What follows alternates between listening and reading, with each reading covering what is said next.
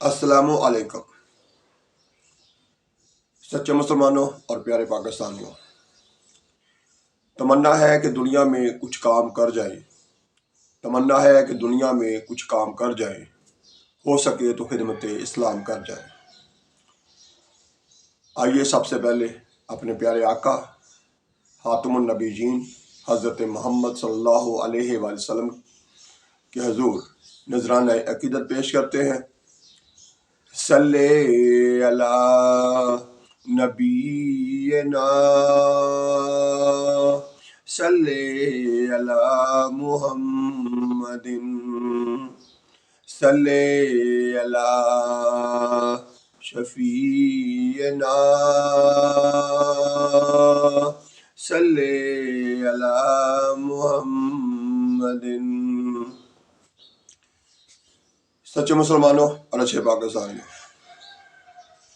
सबसे पहले आपका शुक्रिया कि आप रोज़ाना वक्त निकालते हैं और वीडियो को देखते हैं, ख़ुसूसी तौर पर इस नीयत के साथ कि हम कोशिश करेंगे, अच्छी बात है, उस पर गौर करेंगे, सोचेंगे और उसके बाद अमल ज़रूर करेंगे, क्योंकि अमल से ही बेहतरी आ सकती है।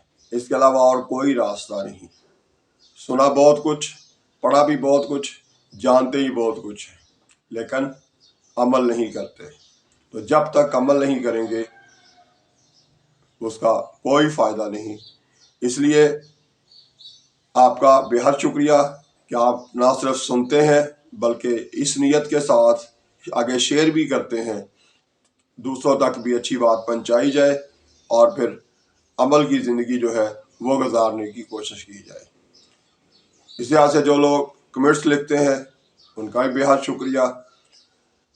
ख़ुसूसी तौर पर उनका शुक्रिया जिन्होंने चैनल को सब्सक्राइब कर रखा है, नहीं किया तो कर लेंगे और साथ साथ बेल पर भी क्लिक कर लेंगे ताकि बाकायदगी से आपको वीडियो मिलती रहे और इसमें हम आपस में एक दूसरे की असलाह का सबब बनते रहें, क्योंकि हमारा एक ही एम है कि पाकिस्तान में पहले की निस्बत बेहतर हालात आने चाहिए और उन हालात को लाने में हमारा किरदार भी होना चाहिए। आपका बेहद शुक्रिया। और इसके बाद आते हैं आज की हदीस, यानी अपने प्यारे आका हज़रत मोहम्मद मुस्तफ़ा सल्लल्लाहु अलैहि वसल्लम के फरमान की तरफ। तो हमारे प्यारे आका हज़रत मोहम्मद सल्लल्लाहु अलैहि वसल्लम का फरमान है, वो शख्स जन्नत में दाखिल ना होगा जिसके जुल्म व शर से उसका पड़ोसी महफूज ना हो। मुस्लिम और अल ईमान हदीस नंबर 46। तो मेरे प्यारे पाकिस्तानियों और सच्चे मुसलमानों, इस हदीस में हमारे प्यारे आका हज़रत मोहम्मद रहमतुल आलमीन सल्लल्लाहु अलैहि वसल्लम अरशाद फरमा रहे हैं, हमें बता रहे हैं, हमें सिखा रहे हैं कि हमें अपने पड़ोसी के साथ अच्छा सलूक करना चाहिए। और अच्छा सलूक अगर नहीं कर रहे हैं तो फिर इसका मतलब है कि हम आखिरत में अपना ठिकाना जन्नत नहीं जहन्नम बना रहे हैं। अब इससे अंदाज़ा कर लीजिए कि हमें कितनी सख्ती से भी और कितनी चाहत से अपने उम्मतियों को ये बताया जा रहा है कि अपने हमसायों के साथ अच्छा सलूक करो, अपने पड़ोसी को कभी भी कोई तकलीफ़ ना पहुंचाओ। अगर ऐसा करोगे तो फिर अपना ठिकाना जन्नत की बजाय जहन्नम में समझ लो। तो इसलिए अब तक अगर हमने अपने पड़ोसियों में से किसी को कोई तकलीफ पहुंचाई है तो आज के बाद कोशिश करें कि उससे भी पुरानी तकलीफ़ों की माज़रत कर लें, माफ़ी मांग लें और आइंदा से अपनी ज़िंदगी में एक तब्दीली ये ले आए कि हमने हर हाल में अपने हमसायों का ख्याल रखना है। अब आते हैं रोज़मर्रा की गुफ्तगू की तरफ। उसमें मैं यही कहा करता हूँ कि सच बोलना इंतहाई ज़रूरी है। झूठ बोलने की आदत को जितनी जल्दी हो सके ख़त्म कर लें, क्योंकि जो रब 70 माओं से ज़्यादा प्यार करता है वो झूठ बोलने वाले की तरफ देखता तक भी नहीं। تو اس کی دعائیں قبول کہاں سے ہوں گی، اس کی عبادت کہاں سے منظور ہوگی، اور اس کا دوسروں کے ساتھ اچھا سلوک جو ہے وہ کیسے منظور ہوگا۔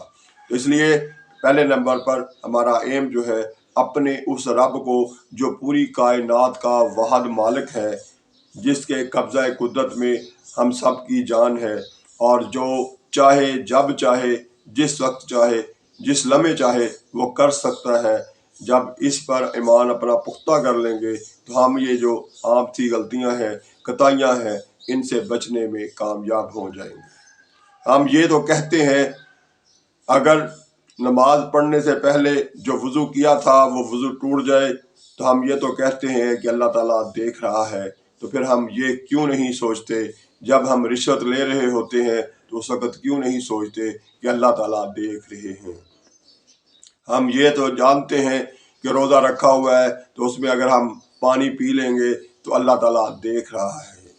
تو جب ہم اپنے ہی پاکستانیوں کو بطور بزنس مین، کاروبار یا بطور دکاندار ہم اپنے ہی پاکستانیوں کو 10 روپے والی چیز 50 روپے میں بیچنے کی کوشش کرتے ہیں، منافع خوری کرتے ہیں، یعنی زیادہ منافع لینے کی کوشش کرتے ہیں، تو اس وقت ہم کیوں نہیں سوچتے کہ وہ سب سے طاقتور جو ہے وہ ہمیں دیکھ رہا ہے۔ اس وقت ہم اپنے رب کو کیوں بھول جاتے ہیں؟ تو جب یہ ہم اپنے اندر تبدیلی کریں گے، بہتری لائیں گے، تو پھر آنے والا کل بھی اچھا ہوگا۔ اس لیے ہمیں ہر قدم پہ اپنے آپ کو سچ بولنے والا پاکستانی اور سچ بولنے والا مسلمان بنانا ہے، غیبت سے اپنے آپ کو بچانا ہے، اسی طرح سے زیادہ سے زیادہ عمل کر کے دکھانا ہے، تاکہ آنے والے کل میں ہماری نسلیں جو ہیں، ہمارے گھروں میں بچے جو ہیں وہ ہمیں سچ بولنے والا پائیں گے تو خود بھی وہ سچ بولنا شروع ہو جائیں گے۔ یہ ایک عملی تربیت ہے۔ اس کے بعد اس کے کتابوں میں تو پڑھا ہے بار بار کہ سچ بولو، بار بار سنا بھی ہے سچ بولو جھوٹ سے بچو، لیکن عمل نہیں کرتے۔ جب عمل نہیں کرتے، جھوٹ بولتے ہیں، تو بچے بھی یہ ہم سے ہی سیکھتے ہیں۔ اسی طرح سے بچوں کی تربیت کا خصوصی طور پر خیال رکھیں۔ آپ خود اپنے آپ کو ہم جب درست کر لیں گے تو ہمارے بچے بھی خود بخود ہی سچ بولنے والے اور جھوٹ سے بچ جانے والے بن جائیں گے۔ اسی طرح سے عملی تربیت، کوشش کریں کتابیں جو پڑھتے ہیں ان پر عمل کریں۔ ہم کتابوں میں کچھ اور پڑھتے ہیں، عملی زندگی میں آتے ہیں تو کچھ اور کرتے ہیں، یہ بہت بڑی خامی ہے۔ لیکن جو پاکستانی، جو مسلمان اس پر عمل کرتے ہیں، ان سب کو بہت بہت شاباش، بہت بہت سلام، اور وہ کوشش کریں گے اپنی تعداد کو بڑھانے کے لیے اس عمل کو، اس سلسلے کو، سچ بولنے کی عادت کو، دوسرے کے ساتھ اچھا سلوک کرنے کی عادت کو برقرار رکھیں گے اور اس میں مزید بہتری لانے کی کوشش کریں گے۔ یہی ہماری کامیابی ہے۔ اللہ تعالیٰ ہم سب کو سچ بولنے والا، دوسروں کے لیے عملی نمونہ بنائے، تاکہ ہم آنے والے کل میں کامیاب و کامران ہوں اور ہماری آخرت بھی اچھی ہو جائے۔ اللہ ہم سب کو توفیق دے۔ اللہ حافظ۔ پاکستان زندہ باد۔